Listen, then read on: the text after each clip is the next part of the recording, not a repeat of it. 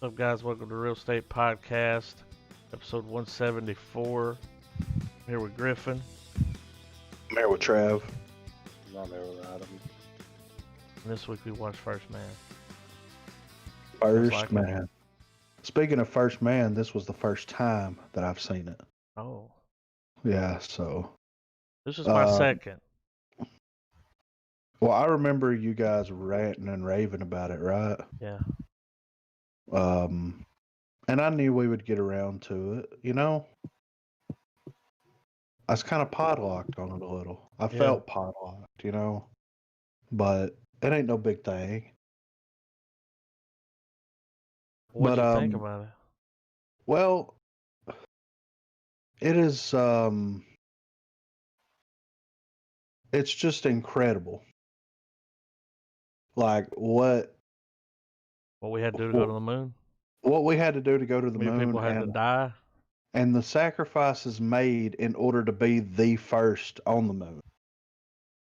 Because you think about, like, OSHA nowadays would have shut that shit down. Dude, mentally and physically. Yeah. Because it did a fucking mind fuck on them. Yeah, it Especially did. Armstrong. Yeah. I mean, it's just, it's fucked up because, I mean, as us looking at, I mean, we weren't around at that time, you know? Mm-hmm. But the whole world stopped for like 12 hours and just watched this happen. And you don't see or hear about the years and years and years and years of trial and error and tests and deaths and all this other shit. Like, you know, I'm sure it was reported on and stuff, but probably not to the extent of how it would have been reported today. You know, it kind of makes sense when you see Buzz Aldrin, when the guy comes up and he's like, "Be honest, you've never went to the moon. It was all fake," and he just fucking hit him. Yeah, you know, like 80-year-old Buzz Aldrin's like, "You motherfucker!" Like, do you blame him though? No, dude, not really. I mean, look what they had to go through. I mean, I would have whipped that motherfucker's ass. You know? Yeah. Because it's incredible that it happened to begin with. Well, I think with the whole dude punching him, that statement alone, that says a lot.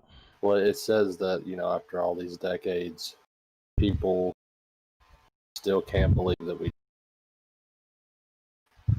did something that significant. Yeah, but after you watch something like this, it's like we had to do it, right? Well, I mean, if it was fabricated, and I know we talked about this during The Shining and when we was doing Stanley Kubrick and all this stuff, but if it was fabricated, they went to great lengths to make it fabricated. Yeah, a lot of people died. Yeah, I mean, but you know that could come in where it's like, look, we got to stop doing this, and this is how we just pretend that we did it. But I think they really went there. They have what about that first capsule they get in? Or they have to, when they go up, he puts the little mirror on the. They're gonna do the first docking. That had me on the edge of my seat. Oh man, I thought that shit was gonna come apart. Yeah, right.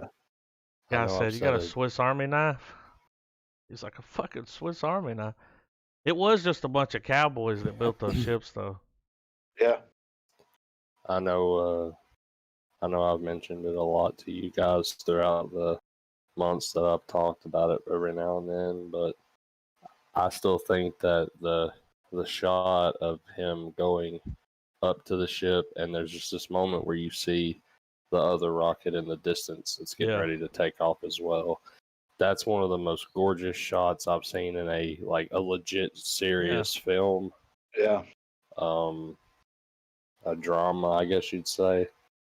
In a long time. Like that was just a sweeping shot, the lighting, all of that. It was just it just added to like how intense shit was about to get. Yeah. Yeah. And they had to send them up separately.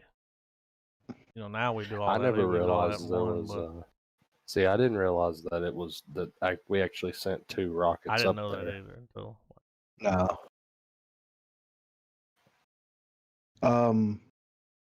It's interesting to see this movie from the perspective of Neil Armstrong and what Yeah. he's dealing with.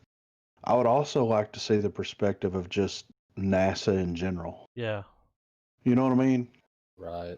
Shot in the same way, the whole 9 yards, but just like bring some of those. Maybe spend a little more time on them crunching the numbers whenever a problem like arises, and just how they all just communicate. How a unit of 4 to 5 people were able to get their shit together to be like, we got to get this fucking math right. Yeah. Those scenes were real intense. Where they're like when they told them, remember when they started like rolling out of control? Yeah. Like, you know what I'm saying? I almost fucking died. When they like can't get them to come through, and then they get that word that it's happening, they had to release the fucking payload. That one guy looked at the other dude, went across the neck, like cut the radio. Yeah. We can't have it. We can't let everybody hear this. Right. If they die. I'd hate to be one of those people in that room. Yeah. When all that's going on, like it's on. I would hate having the responsibility of being the one to make that call to be like, all right, we got to cut the feed. Yeah. Because that means you've got to be. You're almost too like you gotta already be like, man, like you've already called on to shit too. I don't know. I like when they start taking a hyper awareness, I guess. The little jabs at them when they're sitting in the capsule before it catches on fire. Yeah. And I remember hearing about that happened, but it was kind of cool to see like really what happened there. Right. Like the people at NASA can't even hear them. No. They're just sitting there making fun of them the whole time. They're like, you can't even hear us. And they're like, what was that now? We're having some problems. And he was like, how do you expect to land on the moon if you can't hear a guy 3 buildings away? Yeah. And then that thing catches on fire. And dude, they sat in there for a long time before they realized they were dead. Yeah. Well, they said that they were in there for 6 hours. Yeah. Before they removed the bodies out of it. Yeah. I mean, that's fucked up. That's a long fucking time to leave a body burning. What body at that point? Yeah. Here's one thing that I thought was really interesting though was whenever they leave to go to the moon, it doesn't cut to ground control. Mm-hmm. I thought that was a fantastic choice to to like immerse you fully in the moment. Yeah. And you're stuck in here with these guys and you don't know. I mean, you know that it's going to happen, but you don't know because like all this other stuff has gone wrong every step of the way. You don't even know if this is the mission. Yeah. They make it or not. But this movie effectively makes you forget. If you're really investing your time in it and you're giving a shit about the story, you forget that all's well ends well in this. And whenever the drama and conflict arises due to the myriad problems that they get, you're just as nervous with them. And that's one of the reasons why the movie was such a win for me. Because when it comes to films where based on true events and you already know the outcome, it usually kind of slows around the second to third act. And I think y'all know what I mean. Even though it's not related in terms of science, but like think about there were moments in all of like the biopics that we've seen where kind of dithers for a second. Yeah. Like they were all exceptional films, but they had that problem, and it's because, well, I can't really give a shit about either one of these characters in their low point right now because I don't know. But just the way they captured it in First Man was just really exceptional. Yeah, well, I get what you're saying because it's like when towards the end of the second act, beginning of the third act, there's that realization that happens within the movie, within yourself, and within like the direction and the writing of the movie that the outcome is going to play out the way that it's supposed to be. Now, the hard part about making a biopic here is to make you disconnect enough from it. Forget about history. Yeah, where you're not even thinking about the it. movie, and it does that. Yeah. And it's really hard to do, but yes, they did a fantastic job of actually making that happen because, like I said, whenever they're in the ship, they leave Earth and they're heading towards the moon. I forgot about history. I forgot about, I'm in this shuttle with them. And if they fuck up one little thing, you know what I mean? One little thing. It's over. Like, it's And just, the camera pan of him sitting in that thing waiting for the countdown. yeah. And it just pans through his cockpit, and you just hear the bending of metal, the rattling of the bolts. Like, it's, even though millions of dollars went into building this spacecraft, it's still the 1960s, and these fuckers really don't know what the fuck they're doing or what to anticipate. Yeah. They make you feel that when he's looking at all that. And did you Mhm. notice it Yeah. get better every time he got in there? Yeah. Like every time, the first time he gets in there, there's like these like shit that looks like duct tape on the damn things. Yeah. You got all these switches with little cages over them. Then the next time it looks a little different. And then it's like, oh, we got to upgrade finally. Yeah. And An iPhone had, what is it, like 100 times more power, computing power, than that thing they landed on the moon? right, and I mean, not to tangent into that for too long, but if we have that kind of processing power, why hasn't the other shit caught up with it? You know, Yeah. like, we've achieved, like, on a processor level, one could probably argue that we're at a state where we could power some pretty incredible shit. Yeah. Where no one's making it. Oh, I think they're either Yeah. trying or they have, and it's just not public knowledge as of yet. Or the fact that, I mean, at the end of the day, it feels like there's always, like, when it comes to the advancement of technology, you have people, like, because whatever way it goes, it's taking the energy and fuel industry with it, and a lot of people in the world still aren't ready to come off of fossil fuels. Yeah. And I mean, that's another conversation for another. But it's just, it's incredible that just like a fraction of what we can do now is what it took to run the computers and the systems for these space missions that we achieved decades ago. Yeah. Shit that we haven't done again. But when you think about it, now we are using the technology because now we got a rocket that can land itself after it takes off. Yeah. Yeah, I So, mean, you know what I mean? We're using it. we are getting there. Yeah. Absolutely. It's not like it's at a dead halt for sure. Could you imagine these guys? I mean, going up now is a piece of cake. Something could still go wrong, but Yeah. could you imagine Neil Armstrong sitting in one of those? He's like, this thing's nice, man. It's like a fucking shaped like a jacuzzi. Yeah. How good was fucking Ryan Gosling in this movie, dude? His performance was incredible, dude. Let me ask y'all this real quick. Has Ryan Gosling ever gave a bad performance? I don't think so. Can I make one argument? And I don't, but in his defense, I don't believe it was his fault. Go for it. Only God Forgives is one of the hardest movies of his to watch. I don't think I've ever seen it. I don't know if y'all have ever bothered with it, but it's just a really hard watch. It's made by the guy who did Drive. It was his follow up. Drive came out with Gosling in it. Everybody was praising it, and as they should. It was a great movie. But hot off of that, they were like, "What's the next thing? That Gosling and this dude should work again." Blah blah blah. And yeah. He puts out Only God Forgives, and I was even hyped for it. And I watched it and was kind of like, man, it wasn't terrible, but it's the only performance I've watched with him in outside of The Notebook, because fuck that movie. Hey, let me tell you this, because I just looked it up. I'm looking at it, right? Only God Forgives, an hour and a half, rated R, action, crime, drama. I scrolled down. I'm looking at the cast. I get down to the bottom to the More Like This. Y'all ain't gonna believe what's here. The first movie where it's got it up here, it's the big one, and it's got all these little ones next to it. You know what I'm talking about? Where it recommends movies. I see it. You see what's there, Griffin? I see What it. is it? The Neon The Demon. neon fucking demon.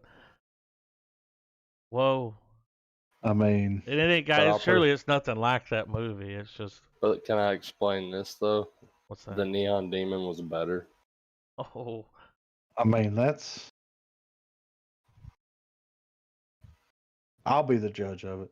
let me just put it this way: if the masochist in you wants to watch an hour and a half of Ryan Gosling get the shit beat out of him, left and fucking right, this your movie. that's the movie. He gets his ass beat, dude. In this weird Captain America type of he can do this all day sort of thing. Like it'll be like situation happens, he goes to deal with it, gets his ass kicked, rinse and repeat. Well, He nailed I mean, this one. Yeah. Give the man an But, I mean, Oscar. Oh yeah. I'm gonna throw this out here. We have some Gosling news coming up, but I wanted to throw this in there. So, one of his upcoming projects is called Project Hail Mary, Mm-hmm. and it's an astronaut tries to save Earth while alone in outer space. Okay. So I'm looking at director Phil Lord, Christopher Miller, writers Drew Goddard, Andy Weir novel. Oh, So it's based off of an Andy Weir novel. maybe it's the one he did after the Drew Martian. Goddard. Drew Goddard is known for doing. He seems familiar, and I clicked on him. He did episodes of, or he was an executive producer from Daredevil. Yes. He executive produced Cloverfield Paradox. He did some of the Marvel shit. He did a lot of stuff that we kind of approved. Like he did Lost. He executive produced The Martian, 10 Cloverfield Lane. Yeah. I think I guess he used to work for Bad Robot or as part of Bad Robot because he also did Alias. Well, the director duo, they've worked together a bunch on Into the Spider-Verse. He's writing the Lego Sinister movie. Six apparently, or he has a screenplay for it.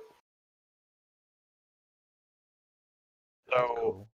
according to this, Project Hail Mary hasn't came out yet. It comes out in 2021, and it says yes, new novel from Andy Weir to be released spring 2021 by Penguin Random House. Project Hail Mary is about an astronaut who wakes up on a spaceship alone with no memory of how he got there and two dead crewmates. He soon discovers that he is the only person who can save humanity from extinction. So I've heard of that he's been working on a new book, but I guess this is it. Well, and it must be good because they've already got a green light on the picture. I don't mean to backstep, but I'm still on this Goddard thing. Now I remember what he's from. He directed Cabin in the Woods. Yes. Yeah, that's right. So, I mean, he's adapting the book, and then Phil Lord, Christopher Miller. Isn't that Christopher Miller was the one that they hired to do Solo, right? I don't know, but they did 22 Jump Street together. They did the Lego movie. Some good titles. That's a team. So the guys that did the Lego movie got hired to do. That's right. Solo, and then got fired, and then Ron Howard came in. Mm-hmm. So, I mean, hey, I'm excited about it because here's something that I forgot, or something that didn't make much sense to me. Wait a second, I could be wrong. Let me. Also playing Wolfman. Yeah, I saw that. How many windows are going to be broken? You know what I mean? Yeah. So it's kind of strange that people gave Solo shit, and I completely this completely slipped under my radar with it. It was written by Kasdan, one of the dudes who wrote the original trilogy. Yeah, I remember us talking about that. Yeah, surely, I would say surely we didn't miss that blip. No, pretty sure we hit that nail right on the head when we were lambasting the internet for disapproving of that film. But anyway, back to First Man. I love a good biopic. Yeah. You know, especially Love one that can actually just completely pull you out of reality. Yeah. Because the Make you thing with forget it's a biopic, biopic. yeah, because biopics are supposed to put you in the time and place and explain the story, allegedly what happened, Mhm. to the best of their ability. And this is something that, like, I've watched documentaries and History Channel and Science Channel stuff on NASA and the first, Yeah. but it was presented in such a interesting and unique way, and them kind of going with the handheld feel Oh yeah. was a nice touch. It actually put you as almost a character in and of itself watching all this play out. And then it diving into Armstrong's life and showing the Mhm. stuff that happened with his Had no idea daughter. about his daughter. Do y'all know what that was? Did you No. look it up? She had something. I can't remember what it was called. I looked it up earlier because I was like, what did his daughter have? So I looked him up, and then it tells you what his daughter died from, and that's where these kids will get these tumors in their head. Right. And you'll see them a lot. A lot of times they'll give them medicine that kind of makes them swell up a little bit, and then that's what it is. And that happens. I mean, to a lot of kids. It's called DIPG. Wow. It's called, but it's tumors in the brain, and that's why the little kid was sitting there crying, and sick, because Yeah. that's swelling inside the brain, and Yeah. then having to go through treatment. But had no idea that ever happened till I saw the movie. Yeah. I mean, Didn't know and that about him, and what a heartbreaking thing to go through. Yeah, and then you see, like, With the almost, pressure of going to the goddamn moon on your You shoulders. you lose all your friends. yeah, that's what I was fixing to say. Yeah, she said Like, we lost 4 at the Air Force Base. We got pretty good at going to funerals that Yeah. year. Another really good acting moment from the Goose had to be the scene where he's standing in his backyard. They're Yeah. at this. It's like before launch, and he's out there staring at the moon, and his buddy comes up to him, and he's like, "You want to talk about it?" And he's like, "Do you think I came out here to talk?" That's when they called and told him his buddy was dead, Yeah. and he wanted to get away. Be Well, alone. He left his wife at the funeral Yeah. or at the wake, whatever Yeah. whatever they had going on. I mean, he had to just disconnect from it, and I mean, I get it. You got to keep your head in the zone, dude. Well, he's taking all of his, like, frustration and sorrow and all these emotions, and he's directing it all into To one getting place. to the moon. He's focusing all of his energy into it, and Yeah. plus, I think deep down too, If he doesn't make it, everyone he died for nothing, and he can't effectively do his mission with all that shit stewing in his mind. Yeah. Which is a great thing, but it's also a bad thing at the same time, because, like, you But saw it's the role. Go ahead. I was saying I was just gonna add with that it's the emotional toll on a human being doing something that requires such precision, like the closest thing to some sort of perfection or some sort of perfect type of situation. Yeah. You have to be laser fucking focused, because you're in a tin can strapped with a bunch of fuel behind you, hurtling into space. Like, Yeah. But you also saw how it affected his relationship with his wife as well, because, like, he couldn't talk about it, dude. Well, he completely disassociated it was almost like a personality disorder to a Yeah. certain extent, because he completely disassociated from everything personal in his life, because it seems like, just from watching the movie, that every time things were going good and he kind of like unbuttoned his top button Yeah. and Oh man, started to that top enjoy button, life. dude. Yeah, because like it would show him, he would be playing with his kids and doing Oh, all that this was the kind of one. stuff, and then the next thing you know, somebody's died. Something bad's happened. Yeah, so That's it's when they like, come to the door when he's playing with the yeah, kids, and they said so and so's at the door, yeah, and he goes and he's like, we lost them. yeah, Like, damn it, man. yeah. So it's like, and I wonder what the follow up to this would be, because the kids, Neil Armstrong's children, said that that Ryan Gosling played him to a T. Yeah. Like that was exactly how he was. I wonder if like once they came back and everything was okay, like, and you saw it at the end, he was in the quarantine chamber Mhm. and his wife comes in there and they touch the glass. Yeah. So you're under the impression that like They're things gonna are be going to be okay. better. Yeah. Well, But now that he's back, like that shit's behind him, yeah.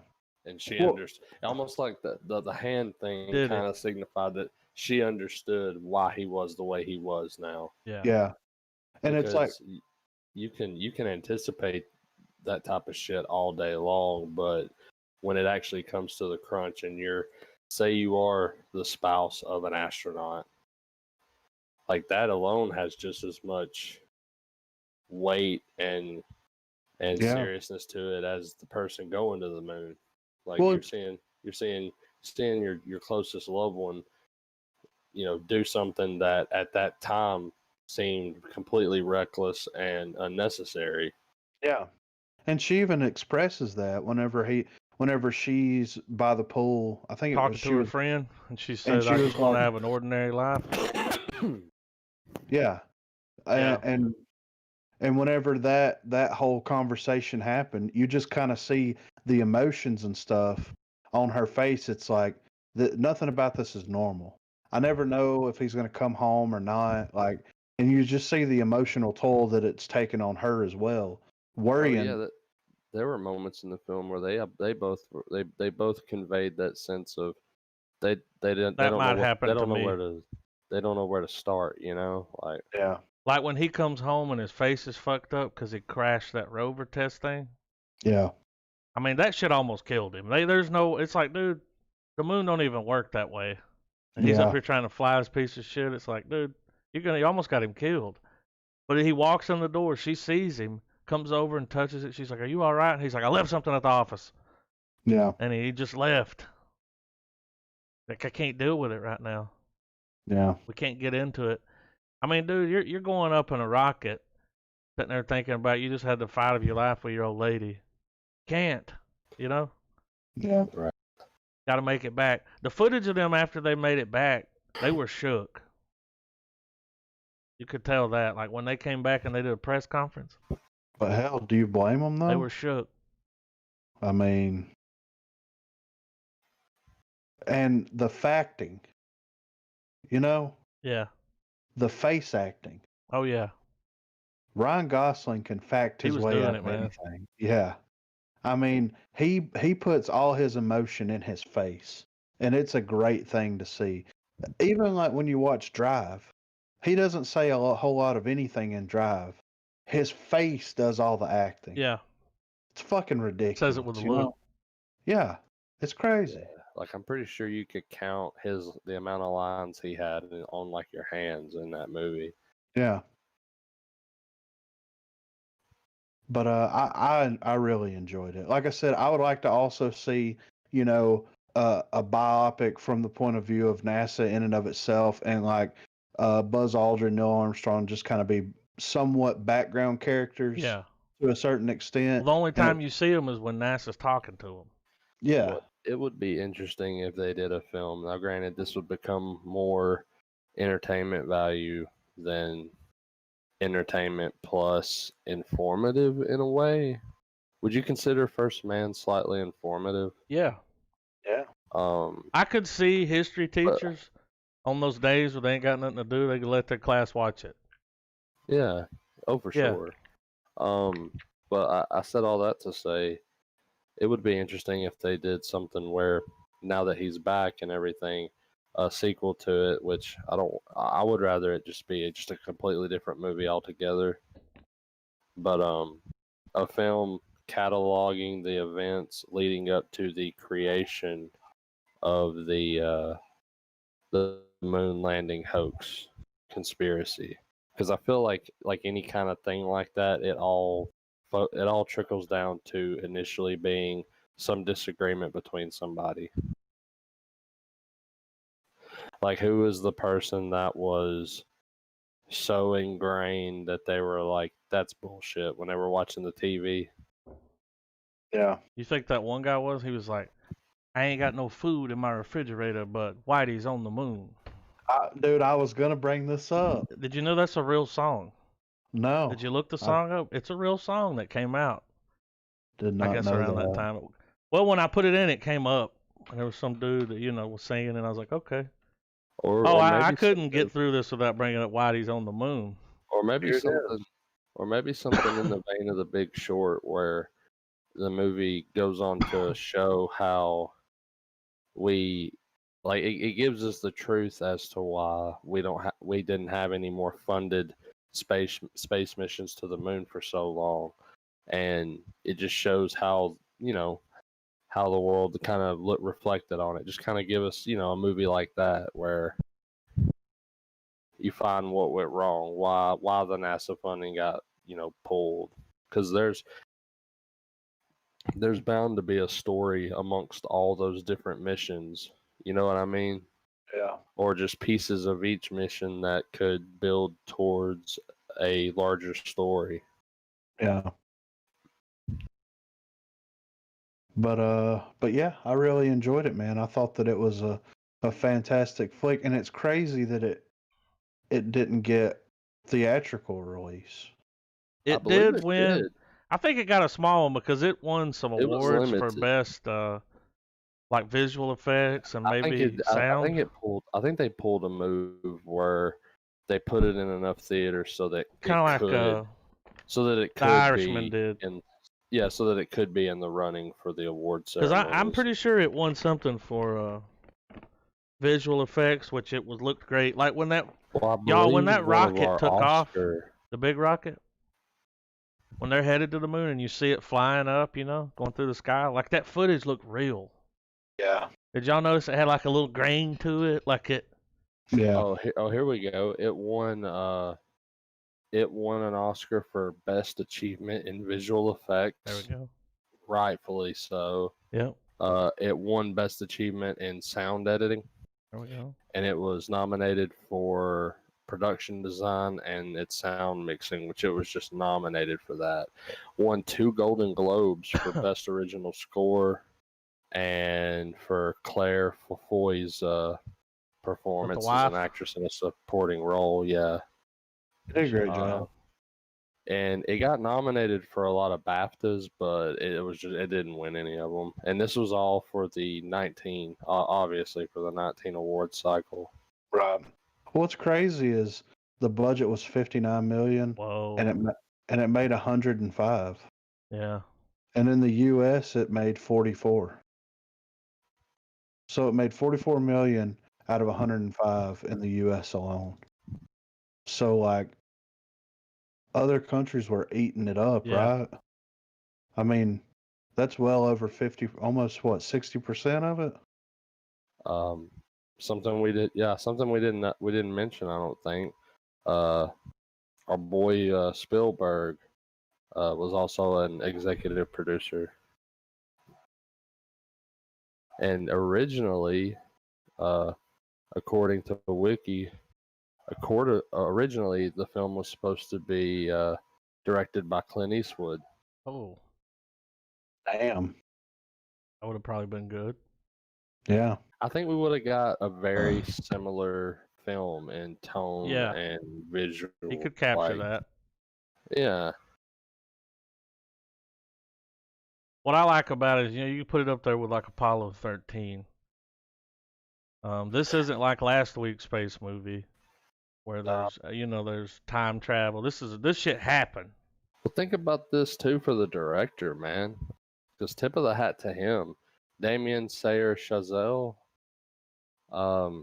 This guy went from directing Whiplash to La La Land to First Man. Oh, Yeah. So I mean, he's got a really good resume that. there. Do what? I said I didn't know it was a guy. I didn't know the guy that did Whiplash did La La Land. Now I'm gonna have to watch La La Land. Yeah, haven't man. seen This it. dude. Well, the dude that did Whiplash seems is to be- amazing. He seems to be on his way, you know. After he other- made Whiplash, they're like, "You can make any movie you want to make." And he's like, "I want to do a fucking Neil Armstrong movie."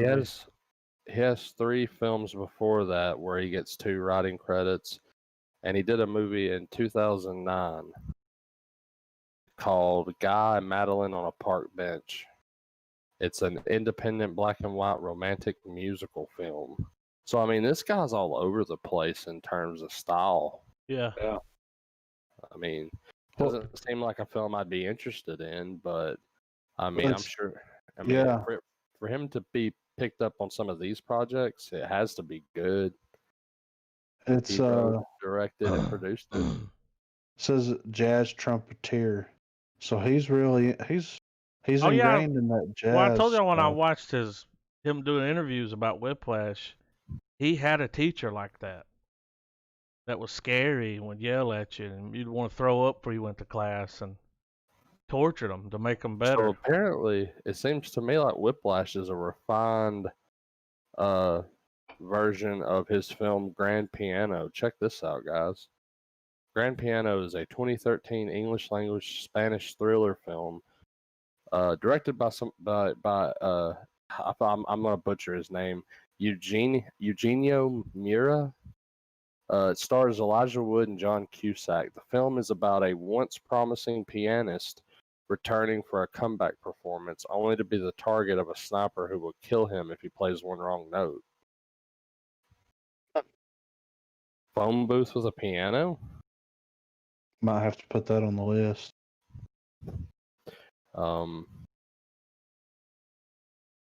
It won Best Original Soundtrack, and it was nominated for a Saturn Award, a Neox Fax Award, and the award that it won was the Premios Feroz, which I assume is. Yeah, it was a short that he made, Yeah.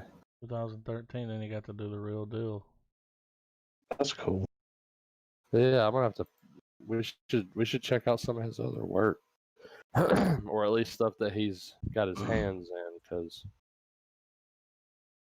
It's all good. So far, anyway. I mean, clearly what we have seen, the guy knows how to deliver. And even though the money invested budget wise and his box office, they're meager, he still stretched $1, and the movie still made money. Yeah. Broke even and some at 70 million. The gross budget was 70, the net budget was 59, and its box office was 105. So I mean, it hits all the check marks of a success, but I don't know. It's like the film had the blockbuster scope, but it did it right in keeping it a personal, intimate style. Oh, film. it would have been good on the big screen when they were taking off in those rockets. I regretted not seeing the film. In the theaters. scene where they start to spin out of control would have probably made me sick in the theater. Yeah. But great movie. Yeah. I'm ready to rate it. It gets we got to come up with something for it, like A golden rocket? the real estate rocket, dude. The Oh, rocket yeah. reel. Rocket reel? It's a rocket reel from me, guys. It was good. It's one of those shelf sitters for sure. Mm-hmm. Probably not something I would watch a lot. Yeah. Because it is kind of an endurance test of depression. It is. But yeah. But it's one of those. It deserves the shelf sit, absolutely, because I mean, it definitely belongs on there right next to Apollo Yep, 13. that's what I was thinking. Um, Right in front of it, since it happened first. October Sky, all of the more serious films that attempt to that to try to cover man's exploration of space. Yeah. All right, so we're Well, going to that's your give it. star.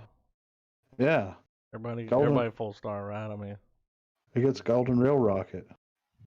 real Rocket rocket, Reel. a rocket reel, Gets a because I full. like it sounds better. It gets the coveted Real Estate Rover. Yeah, Okay. the real estate rover sounds better, I like that. and it's a gold rover, Hmm. little flag on it, a little It's golden more. flag. It'll last a lot better than Brad Pitt's Rover and Ad Astra. Yeah, the one that the pirate shot up. Speaking of Ad Astra, that guy's pissed, the director. He's mad. Yeah. Because, like, people are calling him out for the science of the film. Oh, has that happened? Yeah. Oh, I didn't know that was going on. Is this let me something see. recently? I saw the, let me go It's to like, dude, news. it's a movie. Even though I believe we enjoyed Ad Astra, but I Well, think we didn't like the way it ended, but yeah, other than that. But I didn't realize that it had continuous commentary going for it. Says here the 2019 sci-fi drama Ad Astra told the tale of an astronaut who goes into space searching for his lost father. Although it bombed at the box office, the movie received praise from reviewers upon release. One set of critics that were less kind, however, were those who blasted the film for not depicting the realities of space. In an interview for Instagram Live, director of the film James Gray stated that such criticism missed the point of the story. We were trying to do a kind of fable or a myth in space. One of the things that troubled me about Ad Astra was when people said, well, in the actual science, his hair would be floating in zero G, or he wouldn't be able to sail through the rings of a planet. Nitpicky. To me, it's a very fatuous level of critique. You don't read the myth of Icarus and say wax on feathers wouldn't allow you to fly. Of course, that's true, but it's all about metaphor essentially. Yeah. I felt that we were trying to get at, and cinematographer Hoyt van Hoytema, I don't know, understood something mythic almost like a fable. So, and this was July the 16th. Oh, wow. When this was written. He's still catching hate. Gray's defense is an interesting one which presents its own problems. While it is true that fantasy stories often present magic as an excuse for all sorts of improbable feats, there is an internal consistency of logic that such stories attempt to adhere to in order to present a semblance of plausibility. And then it just breaks it down. Yeah. So yeah, the movie came out a year ago. Well, Ad Astra, Yeah. did y'all notice, like, after watching this one, Brad Pitt kind of had that stare down, that he wasn't into, and he had the same problem with his wife. He didn't want to talk. He was about the mission. Yeah. I mean, yeah, I didn't hate the movie, but it's just the way you just didn't get the ending you wanted. No. Absolutely. The way it ended was like, I mean, we went through this journey for this. Yeah. But I'm not hating on his science because it's just a fucking movie. Yeah, right. You want to talk about science in a movie? James Dean's gonna be in a fucking movie. He ain't alive anymore. Yeah. Who's gonna be mad about that? Me. Finding Jack. The internet. They cast James Dean in. It was supposed to come out later this year. I don't think it's coming out this year. They may be having problems with it now. But James Dean's going to play a supporting character. So they're going to take archive footage of him and CGI it and deep fake it, put James Dean back in a movie. Directed by Anton Ernst, who has written short stories and foreign stuff. And directed Finding Jack. So Hey, look, James Dean was the only character that would agree to play the role. I mean, did they ask anybody else? Well, no, I'm just saying, yeah, they asked a bunch of people and they said no, so they had to get a dead guy that can't say no. So the movie's not good. Probably not. Yeah. Well, a lot of people will watch it, but it's got something to do with Vietnam. We seen James Dean in a Vietnam movie. I want to see it just to see if we're on that level with the CGI yet. You know, they did it in Star Wars when they brought the dude back. Yeah. It wasn't too bad, but we'll see. That was just a little tidbit. We ain't got to spend too much time on that. That was. Yeah, well, I don't know. I mean, we'll see what happens, you know. But we do have some movie news. I'm going to jump around a little bit. First, I want to go over the Gosling news, right? Mm-hmm. So, since Gosling was in First Man, and he's on my high list of dudes I like to see fuck shit up, you know? Yeah. Ryan Gosling and Chris Evans team with Avengers Endgame directors for Netflix's biggest movie yet.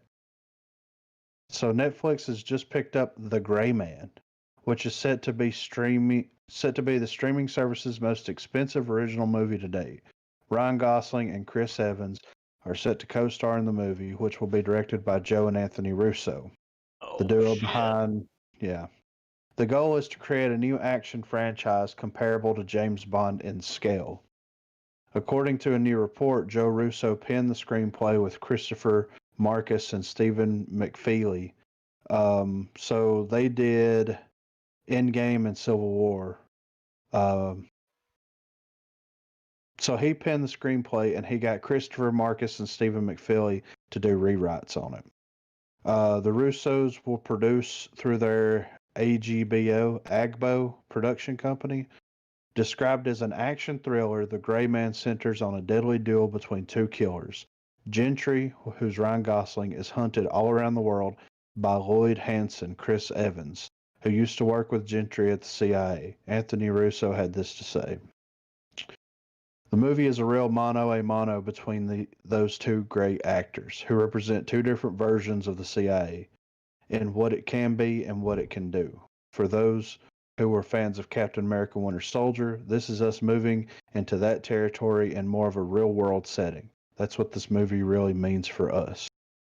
The hope is to begin filming in LA this January, with shooting in international locations planned as well. Netflix is said to be shelling out $200 million or more for the production. The movie is adapted from the Gray Man best-selling novel series by Mark Greaney? Something like that. I was sitting here looking at the book. Yeah. Joe Russo had this to say. The intention is for it to be competitive with any theatrical, and the ability to do with Ryan Gosling and Chris Evans is a dream for us. The idea is to create a franchise and build out a whole universe with Ryan at the center of it. We have all committed to the first movie, and that's got to be great to get us to the second movie. These are master assassins, and Gosling's character gets burned by the CIA, and Evans' character has to hunt him down. We have a great working relationship with Netflix, and we go back almost 20 years with Scott Stuber. We formed Agbo to be an agnostic storytelling company where we figure out the best platform. We think Netflix is the perfect place for the film. So they produced Extraction, which was like the biggest Netflix film released yet. I was going to bring that up. I was like, well, they just pulled off the Extraction. I didn't know they produced it, but that's like a big Hollywood movie there. Yeah. I actually watched it. I'm going to check it out. Trav said it was good, right? Yeah, it was a solid Netflix action movie. That's the biggest complaint that I saw for it, which didn't bother me, but whatever. I mean, people bash it for having the white savior trope. Oh, okay. Yeah, but wrong podcast. but it's well, I mean, if there's No. criticism, I'm gonna call it out for it. But that's what he's over in the Middle East doing heroic shit. He's being a soldier. But it's to me it reminded me of a John Wick film. Like every few minutes he's in a gunfight. Was he good though? I mean, it was what's his name? I mean, Humphrey. dude, it's What's him. his name? It was Hemsworth, Ben Hemsworth. Hemsworth. That's it. I said Humphrey. I remember his name, dude. I mean, Hemsworth. Was he speaking his native tongue, or was he an American? No, American. Mm. Well, Hemsworth. Interesting. So that's happening. I mean, the Russo brothers. Awesome. Pretty much everything that they've touched has been just great. Yeah. So I'm interested. And dude, you're gonna get Chris Evans being a bad guy. That's what I expected. He's gonna be like that cocky. He's gonna be like dude from The Departed, cocky bad guy cop. Yeah. Which is gonna be great. Yeah, being an asshole. Yeah. And then you got Gosling. He's like running for his life on the run. Yeah. Sweating. Like a real man. Outsmarting the fucking CIA. Yeah. So that's gonna be fun to watch, man. I'm excited about it, and I hope that it Well, we got to say something about this, dude. $200 million ain't nothing to bat an eye at. That's a real budget. Yeah. That should be a good looking movie. I'm guessing they're gonna go all a bunch of places, like. Yeah. And Gosling's gonna hang off an airplane. That's fine with me though, Yeah.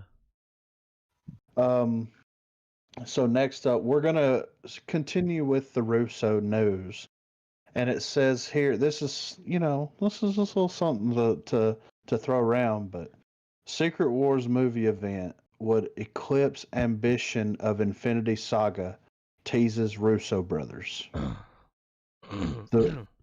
The Russo brothers are declaring that the Secret Wars would make the Infinity Saga look small. That's a pretty bold statement, but if anyone knows about putting together massive movies, it's the Russo brothers.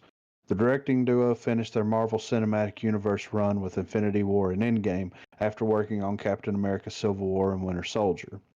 At this point in time, there are no public plans to make a return to the MCU, but the Russo brothers would love to take a shot at Secret Wars. In a new interview, the Russo brothers were asked about a possible return to the MCU and Secret Wars.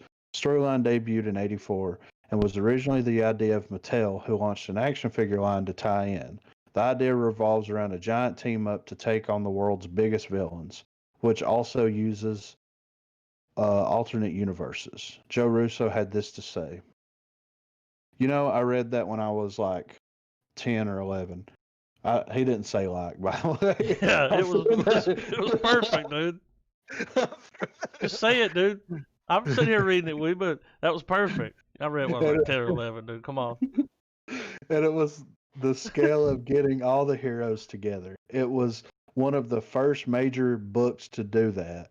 That was really event storytelling to me at its finest. And what happens when you put all of those personalities together? I also like the idea of villains having to team up with heroes.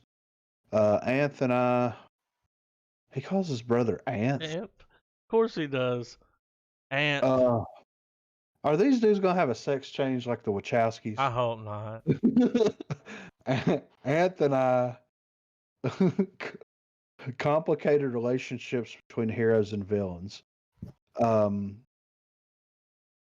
We like villains who believe they're heroes in their own stories. So it's all sort of built into this notion of Secret Wars. To execute something on that scale of Infinity War was directly related to the dream of Secret Wars, which is even larger in scale. Joe and Anthony Russo aren't just going to come back to the MCU for any movie. The directors needed to be something massive after working on Infinity War and Endgame in order to satisfy their creative ambition. That being said, Secret Wars fits the bill and would make the Infinity Saga look like a blip on the radar. Anth explains it would be the biggest movie you could possibly imagine. So that's what really excites us about the story. The ambition of it is even bigger than the ambition of Infinity Saga. Oh. So that may be a possibility of eventually happening, which would be interesting. I don't think, to me personally, I don't think that the Secret Wars storyline is it's not, to me it's not big enough to be overarching. Mm-hmm. Not in the way that like Infinity Saga was. You know what I mean? Now, they would also need, or I feel like if they did Secret Wars now, they would probably capitalize on the most recent iteration of it. And if they did that route, the statement would hold more true, just because of the amount of different sets they would need. Yeah. They would have to find a way to chisel down a lot of the locations, kind of like they did with the with Avengers, the last two movies, Yeah. where they, it was still all over the place, but they did a good job of it not being so scattered. Yeah. But they're talking about adapting the 1984 version of the book, which is everybody gets transported to a planet and fights each other. Yeah. So if they, to me personally, if they did something like that on that scale, could it be a fun 1 to 2 film, story arc? Yeah, absolutely. It would be great to do that. But like I don't feel like it has enough, there's not enough high enough stakes in that situation. I feel like it was a failed opportunity because they wasted a lot of the chances to execute it in Captain Marvel and I believe it's Spider-Man. But I wish they had just built up and made it be Secret Invasion, like the next big thing. Well, I mean I felt like it would have countered the cosmic aspect of Infinity War and Endgame and brought it back down to Earth for, well, that's something that they've been setting up for. So that's still a real possibility because whenever you see, the end of whatever film it was, there was some shit going on and they were going to start bringing more Kree to Earth and all this other shit. So like, where's it going to end? And with the events of Captain Marvel, that could be a Captain Marvel, Captain Marvel story. Like a subplot for the actual, like for continuity as a whole. Yeah, because I mean, it would be nice to have that happen and then have almost this mystery film of like who's actually still here. Does fucking Robert Downey Jr. come back as playing like that version of Iron Man that's all fucked up and like how is he back? He died. All like it would make interesting story arc as well. Like I would enjoy that. I feel like it would be a great way to also make a story where Captain Marvel can't just Superman herself through something and save the day. Yeah. Like it would depower her in a sense that you don't know who is who, so she couldn't just go full Nova mode or whatever and just wreck ass, until the big battle at the end of the movie. Yeah. Well, I mean, and that's to in order for them to do that, they're going to have to bring Captain Marvel down to a more personal level. Absolutely. And that's the next logical step for that. And then, like I said, Secret Wars would be fun, and that could spin off into a bunch of other stuff. And would it be bigger? Yeah, I mean, it'd be cool to get like all the heroes and all the villains back together and having them fight out, and it would be bigger and better in the scope of the final battle. It would be bigger in scope. But as far as storytelling, which is like kind of what I'm more interested in, because you're guaranteed to get some badass fight scenes. That's a given. You know what I mean? But the story and scope of the old one, it's like I don't see it being that. And I think to add to your argument, Griff, one of the things that made Spider-Man as brief as his character is in the MCU compared to the old guard, for instance, it was always the idea that they established right out front, at least in the cinematic universe, they established right out front that Spider-Man's a kid. Iron Man took on the responsibility of allowing a kid to do these types of, they took that angle where comic books tend to just oversee it, because why, when you're writing a fantastic story of, these ridiculous events happening, Yeah.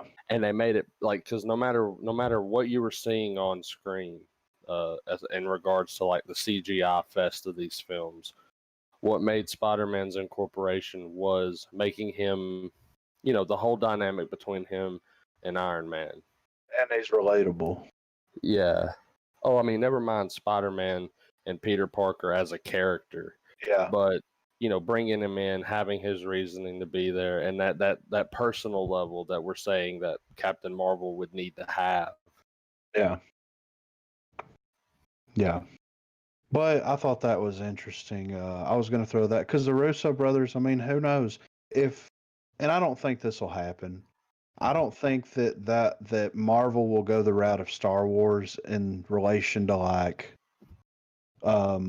people like something happening and people shitting all over it. You know what I mean? I don't think there'll be that big of a fallout, but if there ever is, like, who can you bring in to save it other than the Russos? You know what I mean? But the beauty of it now is that no matter what direction the MCU goes, the Infinity Saga was managed to be executed and completed. Yeah. And for all intents and purposes, it tells a complete story with hardly any real hiccups along the way. And they'll always have that foundation laid now, and they'll always pull money from that, because, I mean, it's a 23 film saga, and it's definitely something that, like, it's gonna be it's the new generation of people's Star Wars now. Yeah. On a bigger scale. Mm-hmm. Much bigger scale. There's, just like every day, there's probably some kid that is sitting down watching Iron Man 1 for the first time and is about to start falling in love. This ridiculous, like, hours upon hours of ridiculous shit. I'm jealous because all those movies are out and he can just binge them. Right. I had to wait years for them. Yeah. What, 10 years? Yeah. Oh, yeah. You can watch them all in 3 days. Well, but I was going to hit on, we got some more Snyderverse stuff going on here. And I was wanting to hit on it real quick, because, we're not going to see a lot of news, I think, on this until it gets closer to completion. Mm-hmm. Everybody's back. Affleck's back in shape. Signing contracts. Yeah, it's, all this stuff is happening. So I wanted to hit on this real quick. So Zack Snyder discussed Justice League and DCEU continuity in a new interview. A lot has changed in the world of DC movies since Warner Brothers put out Justice League. Todd Phillips and Joaquin Phoenix made Joker, which takes place completely outside the interconnected world that Snyder helped to create. Ben Affleck left the Batman, and now Matt Reeves is making a new movie with Pattinson as the Cape Crusader. And this is just the beginning, as there is a whole lot more going on with the current and future DC movies. Snyder originally envisioned Justice League as a two-part story to continue on in the DCEU.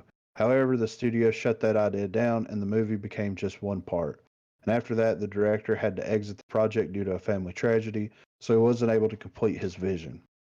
With that being said, the Snyder Cut of Justice League, though only a few years old, is already outdated in terms of fitting in with other DC movies. Snyder had this to say.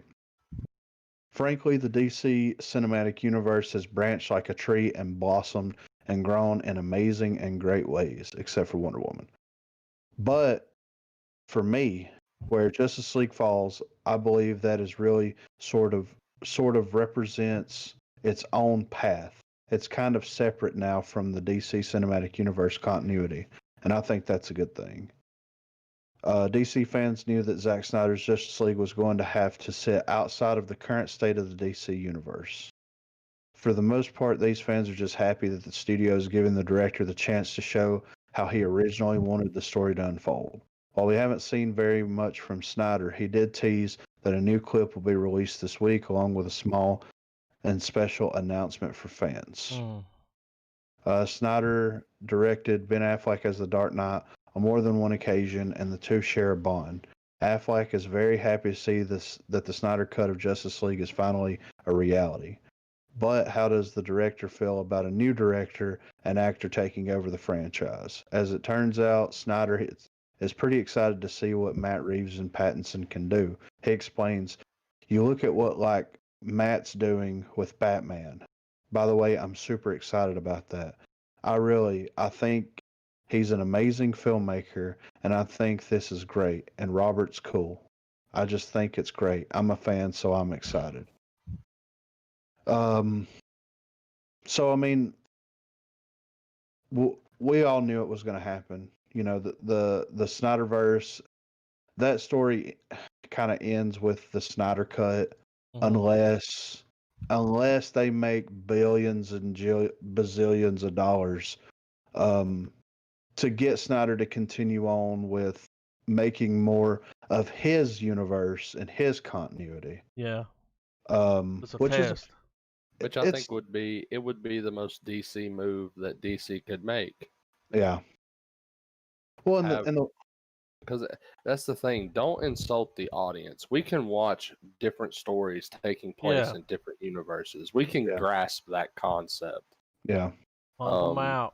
And I think, and with the success of Marvel as well, I think they've shown that it can happen. Because there's people who probably didn't bother with Captain America or Thor or Ant-Man or any of those, but those goddamn Guardian films, that's their shit, you know? Yeah. So well, I mean, I feel like this could work, and it doesn't need it like these comic films. They don't need to be bound by the crossover. It should just be something that the writer and director. It should just be an option and tool on the table. Yeah. Well, one thing that I wanted to say here was everybody in this article and people are saying that you can't do you can't continue on with what's already been established, right? That's what they're saying. But why? Because think about it. We've got Justice League, and then we got Shazam. We've got Wonder Woman and Aquaman, and that's all of it, right? Yeah. Yeah. So, like, all right, Wonder Woman, it worked into the story. Aquaman worked into the story. Shazam was kind of its own separate thing, but everybody knew that going into it. And I mean, with Ben Affleck signing a contract with HBO Max, who's to say that a small miniseries like Tales of the Legends of the Dark Knight could be made using Batfleck's fucking Batman, you know? Yeah. I mean, wouldn't that would be really badass? You get like a 5 or 6, since we're dealing with like a high profile actor. Obviously, I'll have a budget. You have do something like a Watchmen miniseries telling what would essentially be a large ass Batman movie, but it can still be separate from everything. Yeah. Well, and I'm fine with that, but I think that it's unrealistic to think that you can't pull all the threads back together and make a cohesive universe, even because it's like if they release the Snyder Cut and it's that good, then they can easily go in there and just almost erase the current Justice League movie from existence. Yeah, the people that already own it and all that stuff, it would still be there, but it wouldn't be the definitive edition. If you want to see the definitive edition, you have to watch the Snyder Cut. Re-release it. Well, just with the scene from the teaser that we got, that shot of the ships landing and you see Darkseid, standing with him in the background. That's just the scene that was replaced with Steppenwolf. They just went in and edited it and swapped it out. So if they're doing that route and sequences where we normally saw Steppenwolf is going to be Darkseid now instead, that already renders the theatrical cut everyone has as null and void. Yeah. Yeah. But like you were saying, it would be interesting if they found a way to go in there and not necessarily go so far as to have a Doctor Strange moment where he's like, I've looked at all of these times where, the league failed or whatever, have some sort of, future sight going on. Yeah. But, have something where they use, because of the mother boxes, like just right. I mean, dude, these are comic stories at the end of the day. And like any comic, shit is as powerful as the writer wants it to be. Yeah. They could morph the mother boxes to where they, in order for, say they achieve the unity in Snyder's cut. Well, amidst all of it and trying to get a situation where they get Superman from succumbing to the anti-life equation, they write it to where when they try to separate the mother boxes, as a result, it fucks the timeline up. That way, Snyder doesn't have to dip into time travel. Yeah. Well, we'll see what happens with it. I'm just excited that the Snyder Cut's going to be coming out, and that I mean, who knows what's going to happen, because there's no clear cut, definition of like what the DCEU is, because they've gone in and gone back and this, that. It's constantly always changing. It's like, we're going to make these films and it's not going to have any connection with anything else. And no, we're going to do this that's going to have a connection. No, we're not. We're going back. It's flip flopped so many times, and it's just like, I just want Snyder Cut to come out. I want to see how it does, and then I want to see like WB's like 10-year plan. You know what I mean? I want to see their 5-year business model for the DC universe. I think that's not too much to ask for. I think you and I both know that they're not that planned ahead, man. Their gears aren't churning as fast as Disney and Marvel's is, and the way these movies have come out like they are, I think, is proof of it. Yeah, I know, but I mean, at the end of the day, like, Warner Brothers has enough money and enough support that they can move any pawns, any pieces into this equation and make it happen. And why they haven't done that is fucking beyond me. Right? You think, and it's not that hard if you could look at it. If they could look at it through the perspective of let the writers, let the writing staff that you have at Warner Brothers, all the people who are contracted to just be like, hey, here's a script. Hey, here's a script. Hey, here's a script. Have your little department be like, all right, you guys are going to write comic films. Pick some characters, spin the fucking wheel, and let somebody write a good script. And when one is ready, make the film. If it ties in, awesome. If it doesn't, not a big deal. Yeah. But let the writer and the director see their goddamn vision through, at least. Yeah. So there's one more little tidbit that I saw that was interesting. There's not a lot of movie news going on because, I mean, coronavirus is still a thing, and yeah. I saw this article. I've heard about this film, and I'm interested to talk about it. So there's the Painted Bird Review, a devastating account of survival.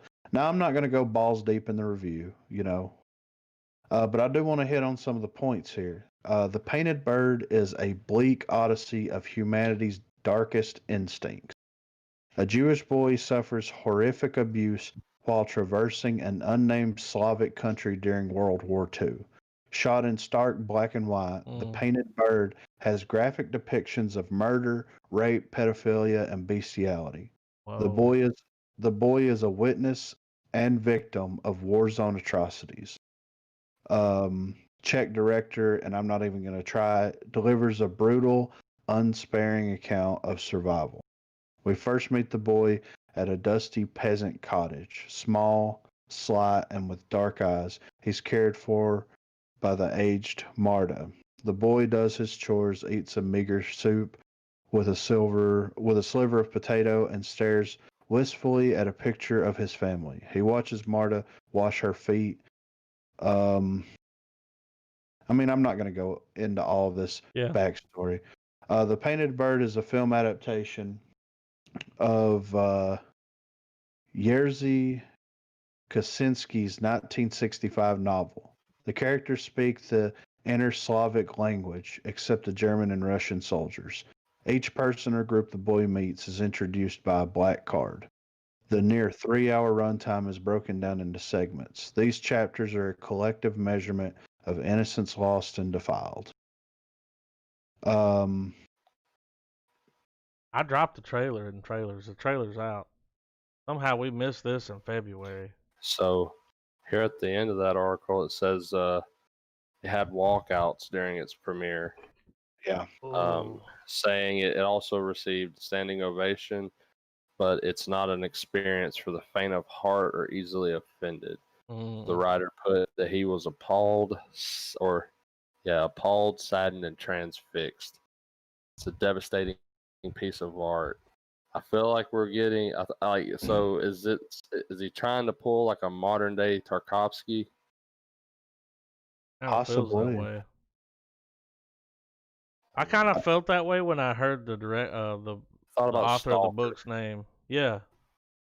When he said the author of the book, I was like, oh, we've been here before. But I mean, hey, I dropped the trailer. We'll check the trailer out. Yeah. I mean, this could go as at least it's in black and white. Yeah. Am I right? Well, this could be a top contender for foreign film February. Oh. You know what I'm saying? Like, it's a possibility. I know it's a couple of months away, but I mean, here before you know it, dude. Well, I mean, whenever we heard about Hard to Be a God, right? Yeah, watched the trailer. Had to watch it. Hard to not watch it. You know, like. Yeah, and that's something that we learned about several months before Foreign Film February actually came around, because it started popping up on all those lists. See, we start building our foreign films for February. Yeah, so I think that depending on the trailer, because it's gonna be fucked up. Yeah. But the point of the film is gonna be.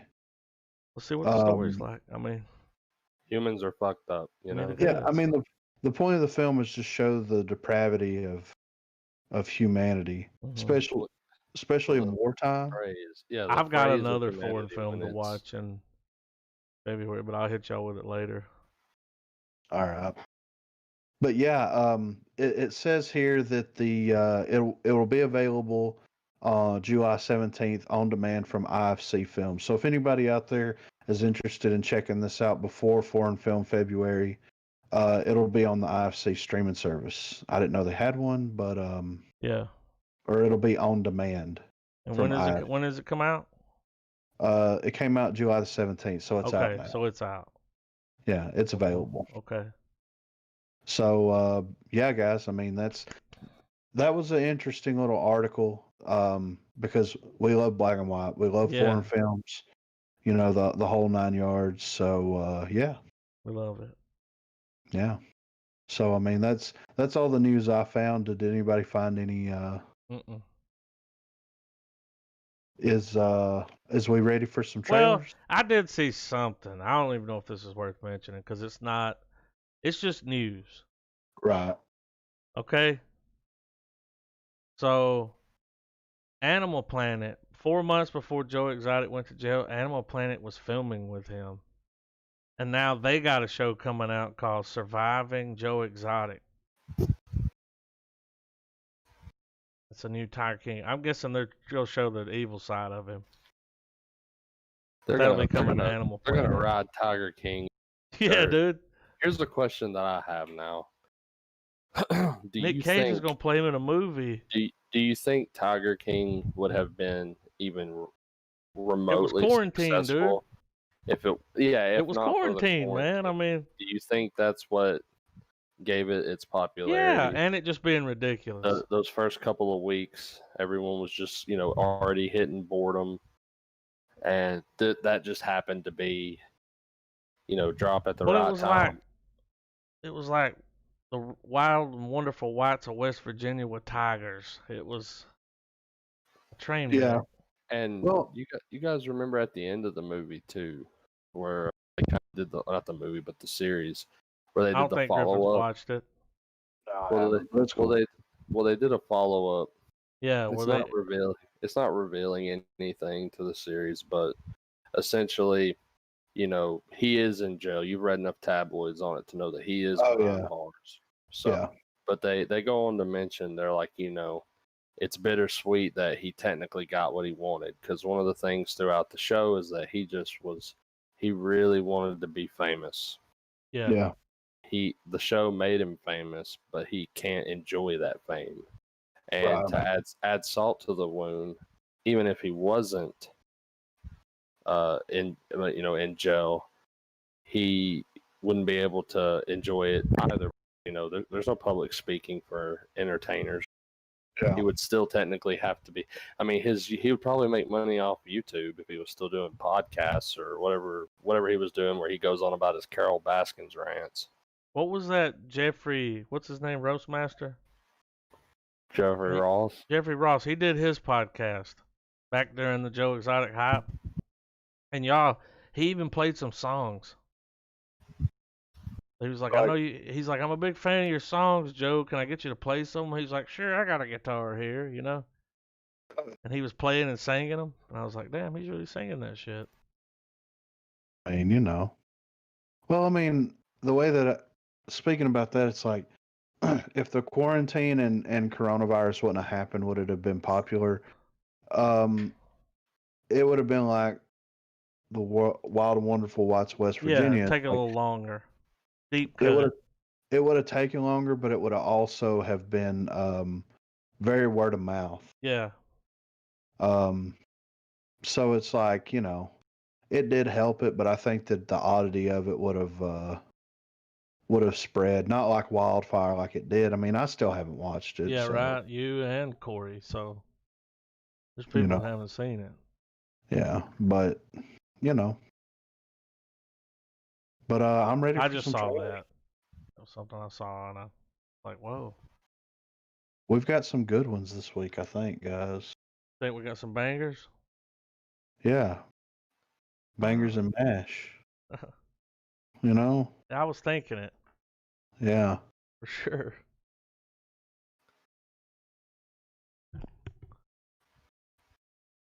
So, this first trailer, I actually watched this first trailer before I watched enough of it to know I wanted to post it in here. I didn't watch it all. It looks good, man. I'm not even gonna lie. It's called Project Power. Could have probably used a better name. Yeah, the name's kind of cheesy. But what can you do? Can't win them all. No, but I mean it's a Netflix movie, right? Yeah, so, Netflix is killing it, dude. I mean, all that quarantine money, dude. Yeah, they made a shitload. People are like, "What am I gonna do? Get Netflix?" Hell yeah. Are y'all ready to watch it? Yeah, I've got it pulled up here. You ready, Trav? What trailer are we watching? Project Power. Power. Project Power. I'm good. You got it, Trav? Look at it. July. Not a. What? Sorry, it was buffering really bad. Apologies. Oh. You ready? It came out July 15th. It's got 2.8 million views. Yeah, I'm ready now. All right, 3, 2, 1, play.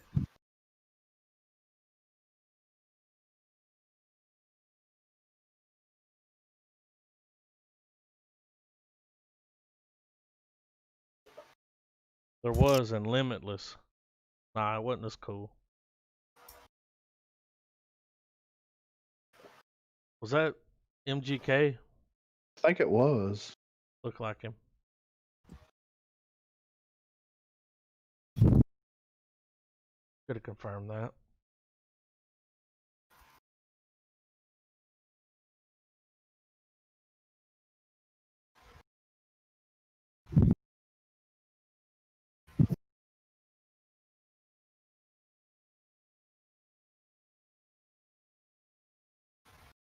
Yeah, he's in it.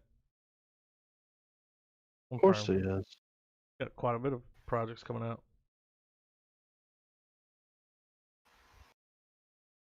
Woo! Push that power. Look, Casey Neistat from YouTube. What was he doing in there? Making money. Yeah. A weird looking fella.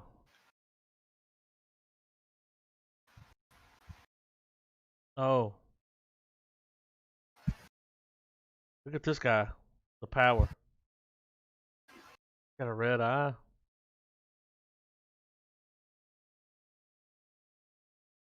Some futuristic shit right here, you know?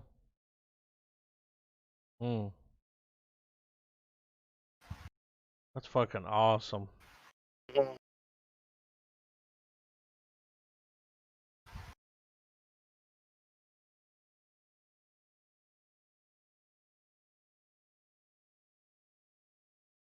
Pretty good idea for a movie. Like, kind of goes back to the 80s. Like, Yeah. you know what I mean? It's got that, there's a pill that gives people power so they can do crime. Well, it makes me think of, Limitless?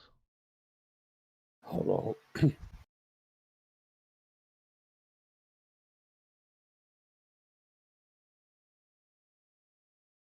Then they hit him with the Kanye.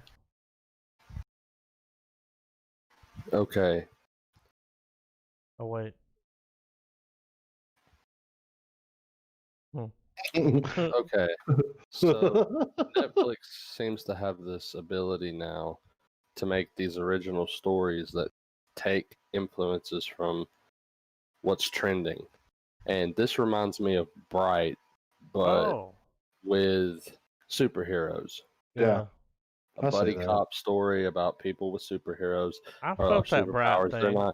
They're not mutants per se, but it's a byproduct of a drug, like Slow-Mo from Judge Dredd. Yeah. I mean, I kind of thought about that when I was watching it. It had that feel.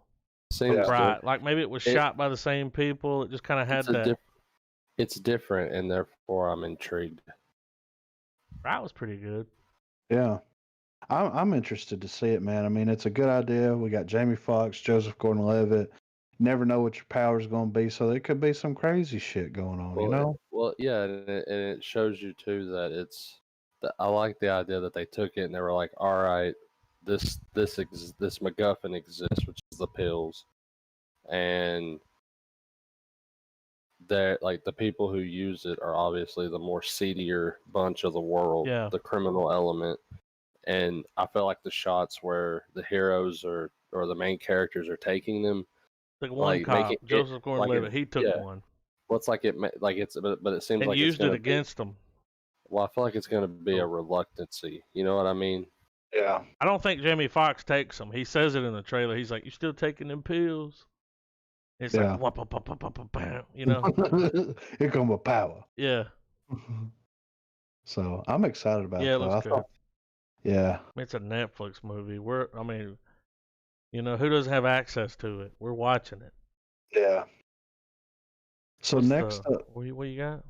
It's a trailer for a movie called Shifter, and the reason that I posted this trailer in here is because there was a article that I read where it's an interesting idea for a movie. So, a young woman experiences painful and gruesome side effects after an experiment with time travel goes wrong. So I'm interested. I haven't watched. Yeah, I'm interested in that. That's. Yeah, but I mean, we like time travel. Here. Yeah, we like time travel movies and stuff. So I'm guessing it's going to be a little interesting. Interesting idea. Different as fuck. Mm-hmm. That's like one of those short films you watch from that one channel. Fucking awesome. Yeah, right. Yeah. You ready, Trav? Yep. Sure I am. All right, 3, 2, 1, play. Get it.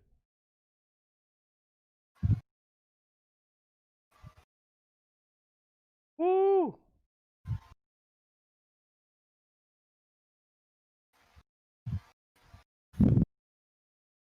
Out here doing quantum physics in the barn. Oh, she's got a girlfriend.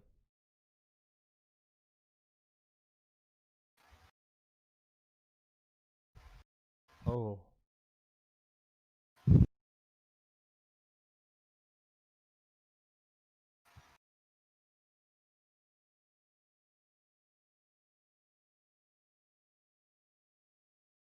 I mean, come on, dude. Yeah.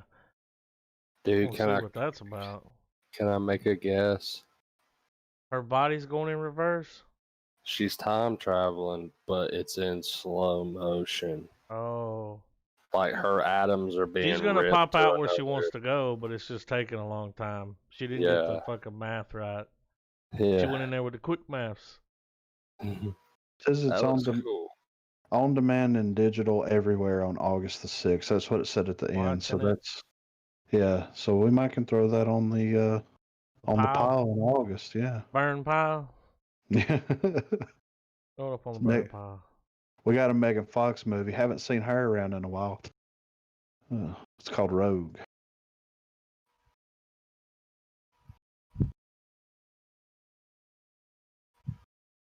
Ready, Trav? Yeah. Let me post my comment so I don't forget. All right, 3, 2, 1, play. It's rated R. What I like to see. Might get some nipple, dude. Never know. God, I hope so. All right. We're playing Far Cry. Yeah, right. Why she got a Yankees hat on? Look, why is she leading the squad into this fucking camp?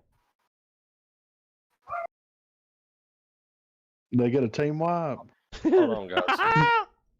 Did you say hold on?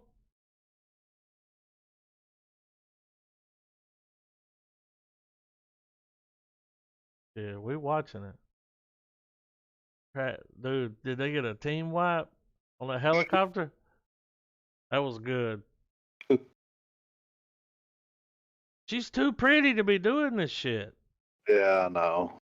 She's got mascara on, dude, and like fake eyelashes. And they're trying to sell me this, that she's out here? You better. They're like, Megan Fox is gonna be a badass. She better not drop on Superstore. Oh. That was awesome. So this is like Jaws Yeah, I was in thinking. the Sahara. Yeah. Well, I was thinking Samuel Jackson getting eaten by the tiger when that happened, but I don't buy her as a soldier. I'm sorry. No. I just it's Charlize Theron could have done a better job or something like. Oh yeah. Yeah. Not her. Or the chick from Resident Evil. Yeah.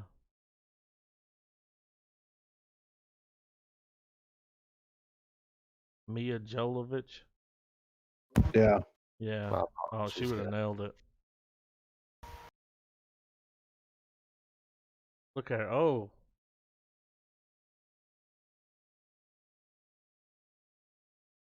There should be little kids beating off to that movie. You know? Chick is hot in this movie. Movie does not look good. I'm just gonna say it. It does not look good. I mean, now I gotta ask you something about this next trailer, and is this real? You'll see. Okay. Well, when I saw it in there, I was like, I didn't click on it. You'll I see. resisted. I wait. I'm like, no. Just let's watch the trailer before you post the comment. Before I say real estate was here. Yeah. Okay. All right. Yeah. Well, man, is the movie they got coming out that bad? Just wait. Okay. All right, hang on. Pulling it up. Walking the mile. Walking the green mile. Is everybody ready? Yeah. I'm ready. I'm not. Gotta fucking wait. 3, 2, 1, play. Spawn teaser. This is sci-fi. Are they doing a show? Oh, whoa, wait. Like a documentary.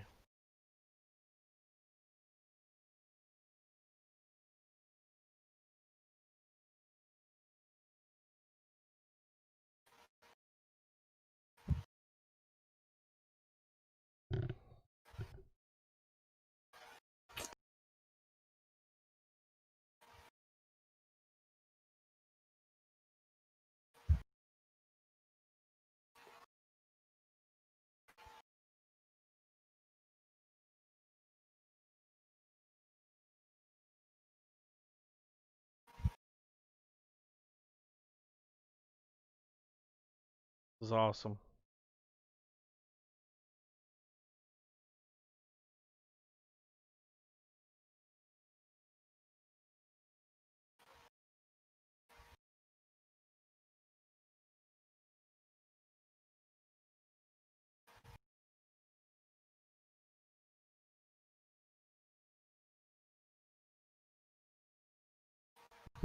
How did he lose all his money?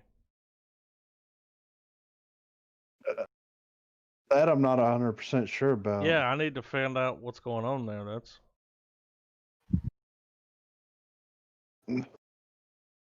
I didn't know anything about that. Yeah.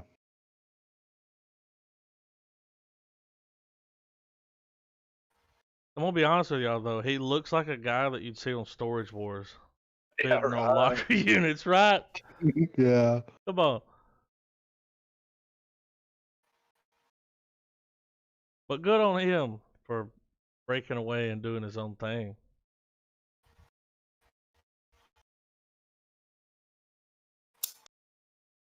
We're not even at the tippy top yet. We're only So, yeah. halfway. I'll say So- later. The wait for the Spawn film has been so long. They've made a fucking documentary. Yeah. Which I'm I'm Why'd they interested. label that watch, Spawn trailer? I watch shit like I this don't know. anyway. Yeah. I don't really know much about. I mean, I know, Spider-Man broke him big, and I kind of, he went to Image so that he could do his own thing, and then all this other stuff. Like, so the basic shit, yes, but like him almost losing his company, declaring bankruptcy, like I don't know anything about that, so I'm kind of interested in that shit for sure. So, but yeah, I saw that, and I thought it was Oh, did you almost shit your pants? dude, I almost had a stroke. Yeah. I was trying to fucking copy. Trailer! Yeah. But yeah, that's why I was like, wait, don't scroll down, because in the comments it's like, who else came here thinking it was the Spawn movie and it was a document, and all this shit. Oh. Yeah. So, but yeah, I'm ready for Sputnik. We All got a right, space hey. movie trailer. Earlier when we were talking about First Man and talking about him making more movies like this, like from NASA's point of view, I've Yeah. always been interested in Russia's thing that they had going on. Oh my God! Can you Because a lot of imagine? cosmonauts died. I've heard the unknown cosmonauts. There's footage on YouTube where you can hear the audio, no video, but you can hear them burning up in those capsules. And they did it over and over and over until they figured out, oh, okay, we need to make this a little thicker. Yeah. All right, send somebody else up. All right, they didn't make it. Do it a little bit better. That's how they figured their shit out. The cosmonauts, dude. Oh shit, their space program was terrible. Yeah. That's fucked. Whenever one died, they said next. And just filed them in. Yeah, and probably knew that one was gonna die. They just need to. He's like, well, we're like 50%. Like, let's see. Yeah. So let's watch this. This is. Sputnik trailer Oh. 1. You ready, Trav? Yep. 3, 2, 1, play. Get in this trailer. Check them out.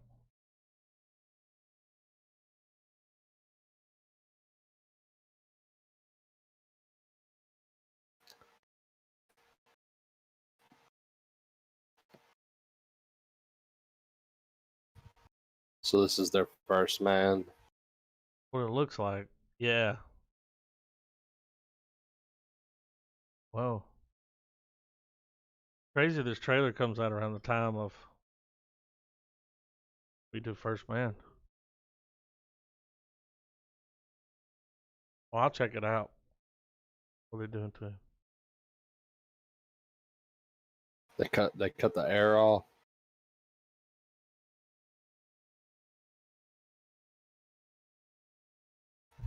No, that's an alien, dog. Some weird shit's happening. Look at that.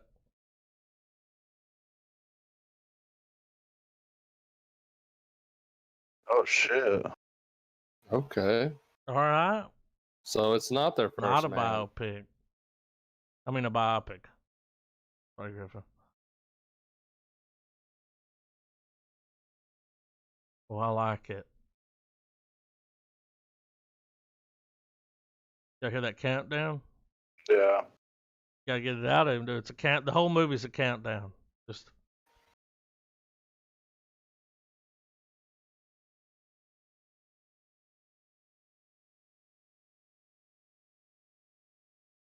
kind of got a Thing vibe.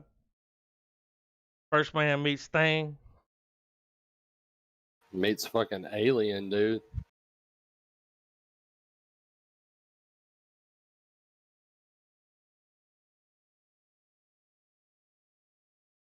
I want to watch the subtitle version of that. Yeah. That's gonna be good because I need that performance. Yeah, that looks fucking amazing, I guys. need to hear that. IFC coming in clutch. Yeah, right. Is that already out? Let me Wait, see. what did it say at the end? Let me see. Sputnik film 2020. I didn't say anything. August the 14th. Okay. Yeah. So yeah, I want to check that out. The top comment was like, "This actually looks pretty good, almost like Russian version of Alien." Yeah. But it's So. I liked that it centered around that time. When Yeah. we were trying to go to the moon and that we bring, Yeah. you know, because they quarantined them. Remember when they came in? He's like, he's going to be up there for like 8 weeks. Yeah. We can't risk it. We don't know what's on it. We don't Yeah. want to bring us some coronavirus back. What's our Yeah. next trailer? That's a good trailer. The Vanished thriller Vanished. mystery. Yeah. Tom Jane is in this apparently. He's been in a lot of trailers Who? that we've watched. Thomas Jane. Gotta see it. Let me know when we spot him. All right, I don't recognize the name. You ready, Travis? For the Vanished? He's like, it's either the knife or the phone. Yeah, yeah. All right, 3, 2, 1, play.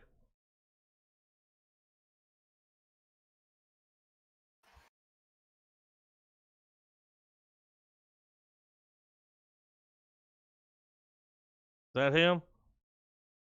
Yes.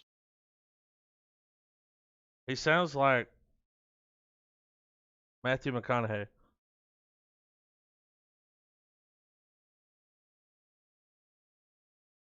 Oh. You know what I'm saying? Then Matthew McConaughey? Yeah. Our Dollar Taylor. Oh, they were camping. This is a fucking mind fuck. The hat's a little ridiculous. Yeah. His hat's cool.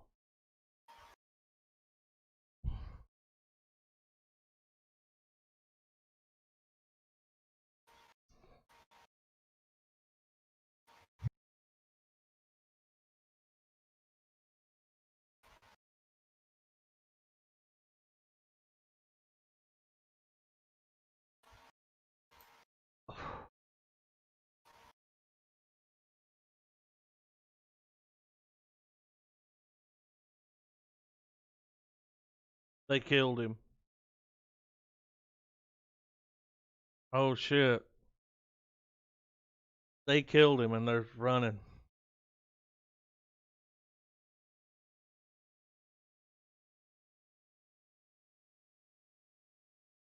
What's he smoking?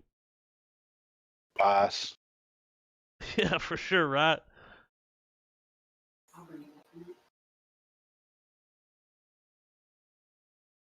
Looks intense.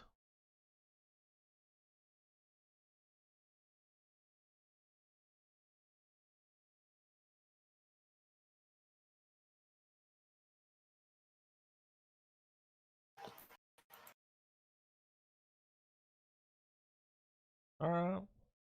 They killed her on accident. The girl. And they're freaking. Yeah, like their daughter. Oh. And they're blocking it out. Mm-hmm. That would be fucked up. Yeah. That's kind of how it. What it felt like. Yeah.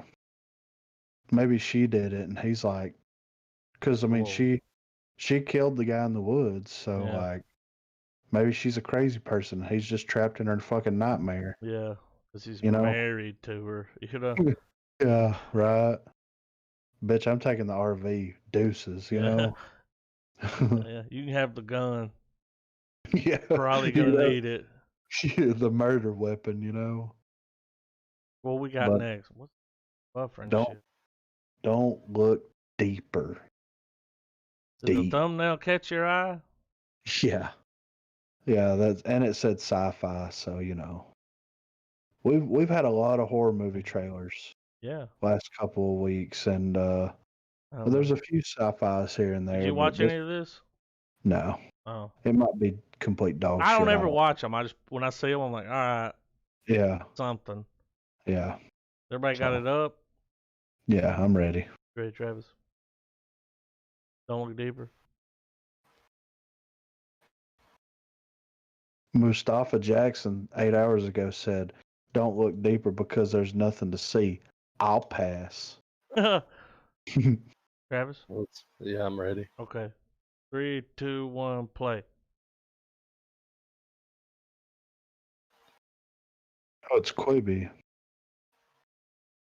You got watch on your phone? Yeah. Ugh. Whoa!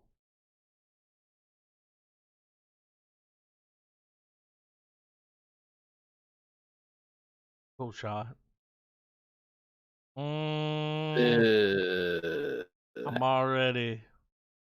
This is tainted. Even though that was a what's his name?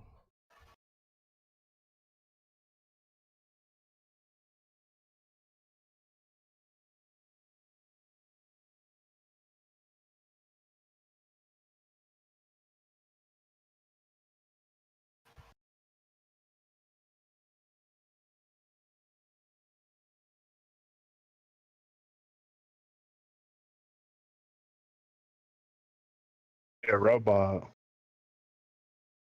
Oh,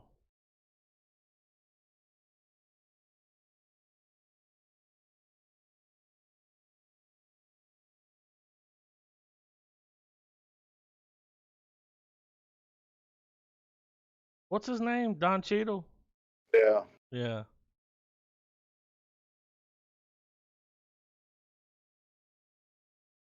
She doesn't know if uh, she's a robot or not. It's not, am I adopted? It's, am I a cyborg? Is the question in the future. the real her died, and he He brought fucking her made him back. another daughter. Yeah.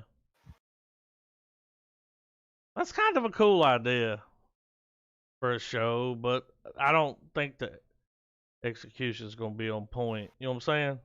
No. Yeah, But a cool idea to think about that. Yeah. It's from the perspective of I'm a fucking clone that's been brought back into a robot body, Yeah. and I'm just figuring this shit out that I'm a robot now. What the fuck? Yeah. Holy shit. That could be a good action movie. Like, throw a fucking, what's his name? Fucking old, he's in that enemy movie. Throw Jake Gyllenhaal in there and let him find out he's a robot. He'll have the same expression. Yeah. Or when he saw his clone, same expression. Just use that shot. Or Matthew McConaughey, and he's like, wait a minute, This is something ain't familiar. right. Something ain't right about this, you know. You got a remote control. And some Um, batteries. I'm excited about this next trailer. What is this? Pauly Shore? Yeah, dude. During Yeah. quarantine, he did this short on his YouTube channel where him and his girlfriend goes on vacation to a hotel, and he's getting in all that, you know, Pauly Shore shenanigans. You know, Yeah. heavily scripted, but meant to look like it was reality. You know what I mean? Right. It was funny, but yeah, I'm down. I love Pauly Shore, man. This is a Red Band trailer too. Oh, Apparent guest stars Mike Castle, Amy Teagarden, Billy Zane, and Steve-O. So Steve-O's gonna fucking shove a golf ball in his ear. yeah. Y'all ready, Trav? yeah. You ready, Griffin? Oh, I'm ready. 3, 2, 1, play. Oh, Hey, Hey, what's up, Hey, Red Man? buddy. Oh, here we go. Bro, man, dude.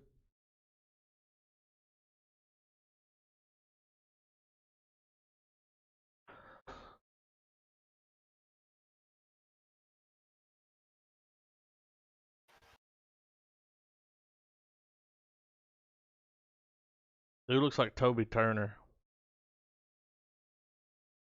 What? Yes! Well, that's part of the deal. Gonna be great, dude.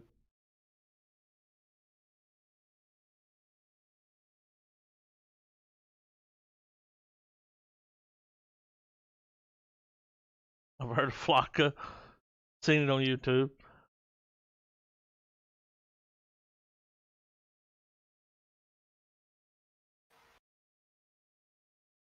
It's like Neighbors with Yeah. Polly drug out. Like, look, hit it.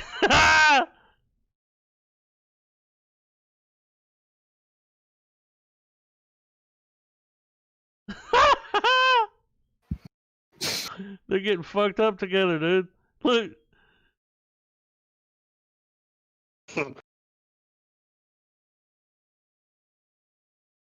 This is gonna be great. Yeah. I can't. It's got Bobby Lee, dude. I can't wait to see it. Oh, Eric.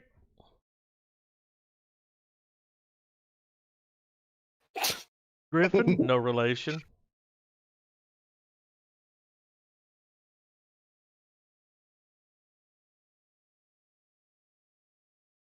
Dude, they're gonna fall in love with him and keep him around because he's Yeah. awesome. Look, what? Wearing a ghillie suit, dude, and like a British German soldier helmet. That dude looks like Joe Rogan. Was that Chris Kattan? Yeah, dude. I believe it was. Love it. When's this shit coming out? I need this like now.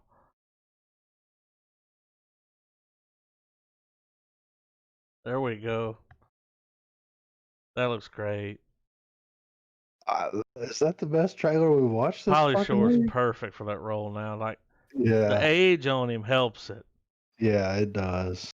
Cause he's just that crazy drug dude. It's like, dude, he said they could go watch the trailer because he's holding this dick pipe between his legs, and he's like, "This is how I sort out the friends from the haters.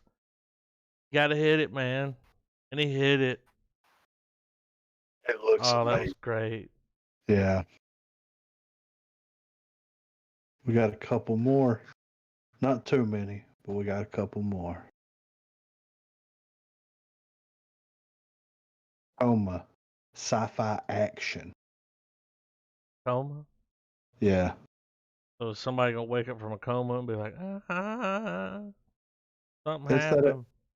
somebody remade that episode of the Drew Carey show where he was in the coma and he was like partying and everything, you know?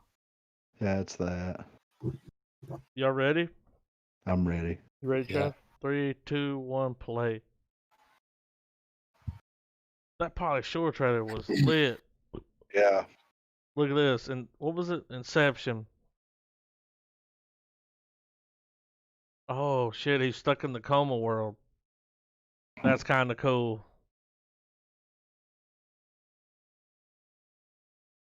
Oh, what? It's like a safe space, but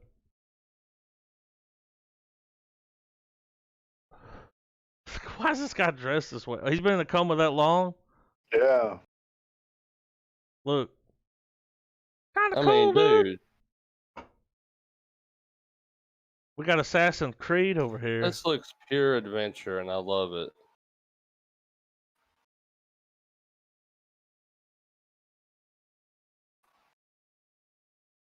That's like brain stems up there.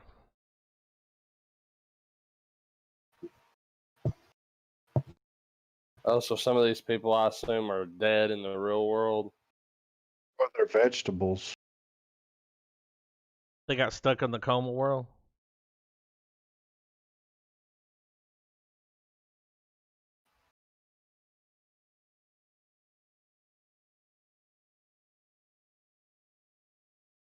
Yeah.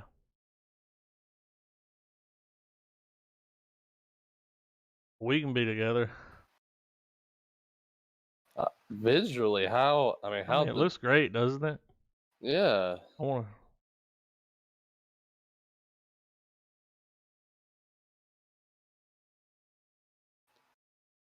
Are they trying to go to a place that'll wake them up? Well, she's saying we can't wake up. I guess that thing that's trying to get them's trying to wake them up, and they're fighting it off to stay in there and fight something else. Because she was like, "You can't wake up." Hit them with that thermite. She woke up. Sounds like the fucking a ninny poo. Yeah. Sounds like the gas from fucking Minecraft, dude. I would give it a gander. Oh Yeah, yeah, that's it's getting fair. a watch.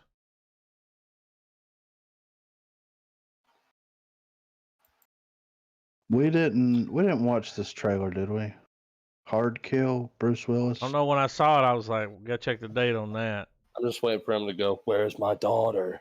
Or "I Yeah. gotta protect my daughter." It was the 16th. No, we didn't watch it last week.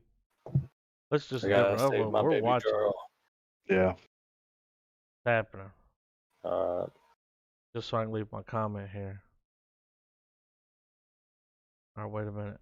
Every time I full screen something, it plays. Y'all ready? Yeah. 3, Yeah. 2, 1, play.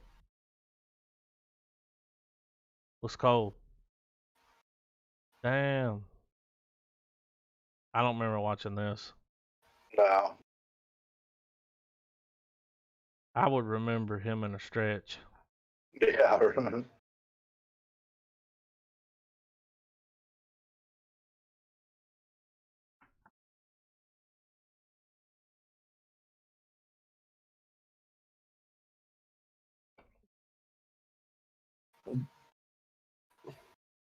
Some cyborg motherfuckers that are badass.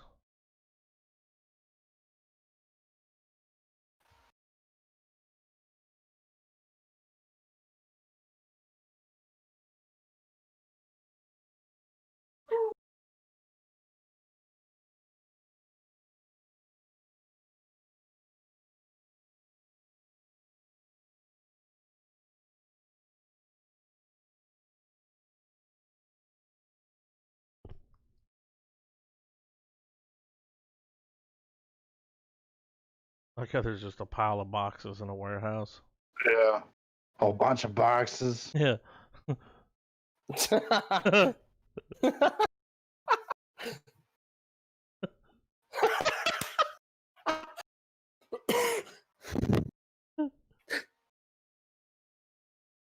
How many times are they gonna say hoorah?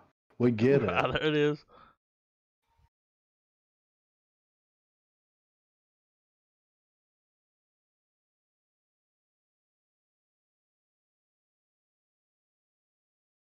Hoorah. Hoorah.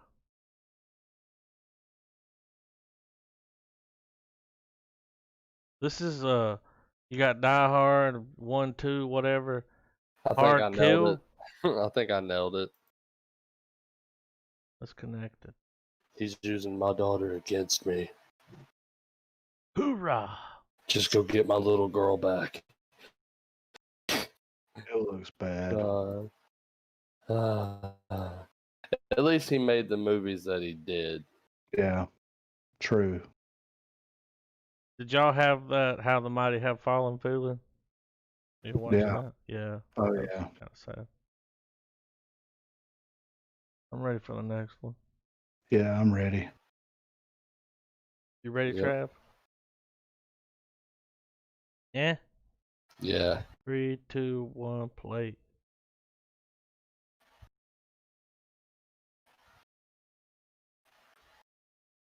The honeymoon phase. Here we go.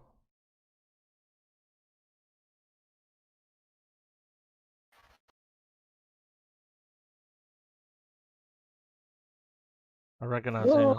Dharma Initiative. Yeah, that's it. Something crazy's about to happen.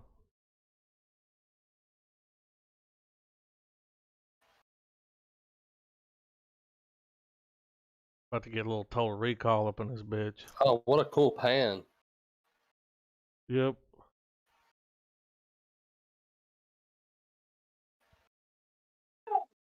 They're joining this program to have this nice life. Be weird.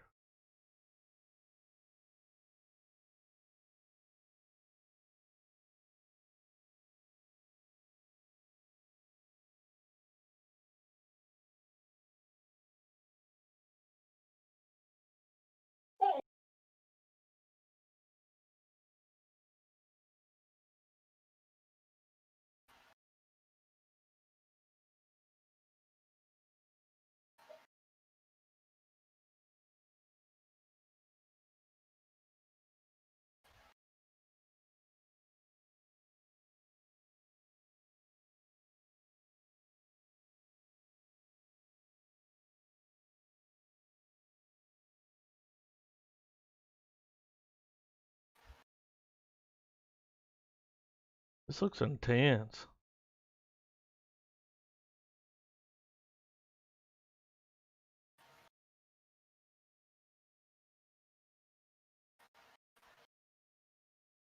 Oh. All right. I mean, it looks okay.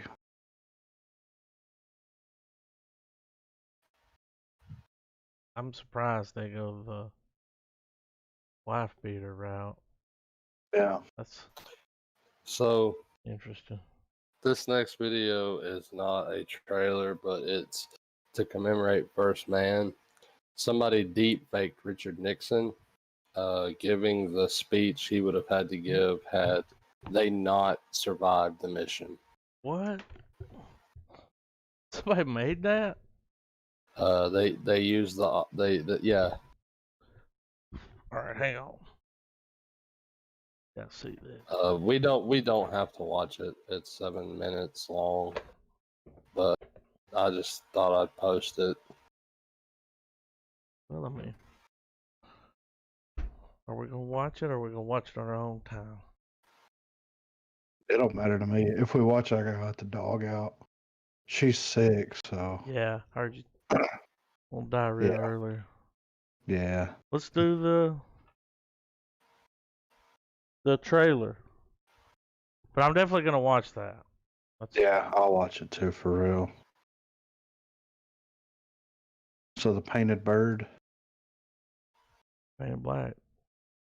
Bow, bow, bow. Bow, bow, bow, bow, bow, Are we bow, ready for the bow. trailer? Yeah. Yeah, I'm ready. Painted Bird. 3, 2, 1, play.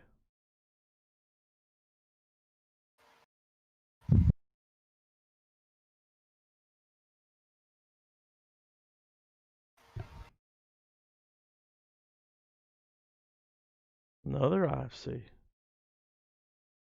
They might be stepping their game up, dude. Yeah.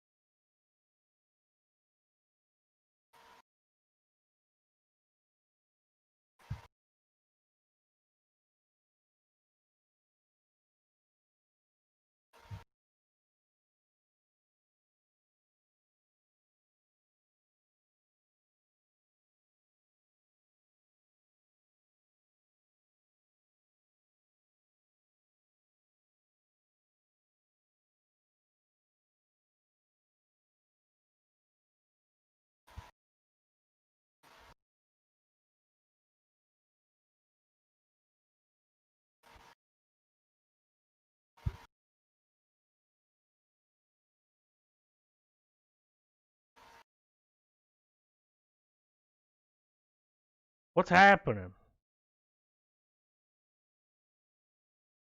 Y'all know what's happening? It's trying to get home. Wait. Look at this. Harvey Keitel, baby. Whoa. He doesn't do just anything. Real picky with his scripts. It looks amazing. Yeah. Black and white was a good choice. It really sets the mood.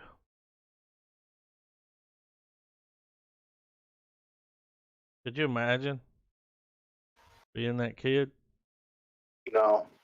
Being in that shit? Just saying you want to go home? You're a kid?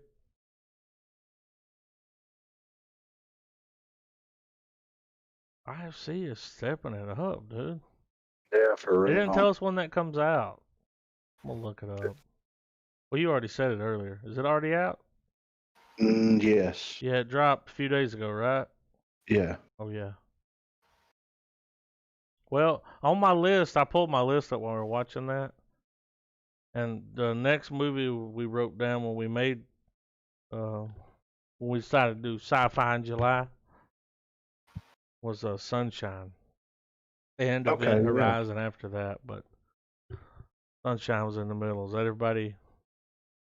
Yeah. We all I haven't on that? watched. I don't know when the last time. But you've seen it. I think so. Dude, it'll It'll be be like like the first time again. yeah. Yeah. I've seen it a few times. Yeah. I'm excited. I'm excited. I hope it's the first time you've watched it. I mean, it's been so long. If I have, it'll be like legit Yeah, like the again. first time. All right, we're doing Sunshine. I'm excited. I guess, I mean, you could put a mask on, but you don't have to. It's up to you. Don't freak out. But at least. At Wash the your very hands. least.